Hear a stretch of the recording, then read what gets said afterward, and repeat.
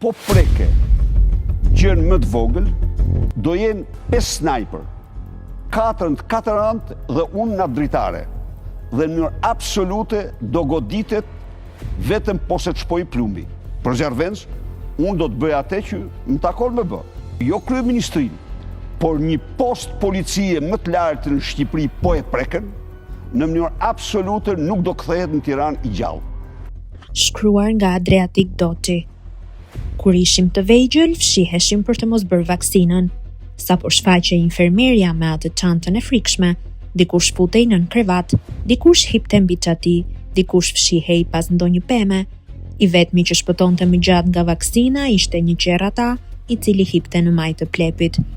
Lulzim Basha theu çdo rekord, 3 vite me temperaturë dhe diare, kur prokuroria thriste për dosjen Durrës Kukës.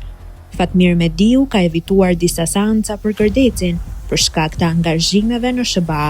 Pasi radhën e kaluar i kishin mbetur disa amerikanë në një metro pa bërë fotografi me ta. Sali Berisha ka disa variante për të turpruar në pleqëri, duke ju fshehur Spakut për të dhënë llogari për 21 janarin, një nga krimet e tij njerëzore të pandëshkuara.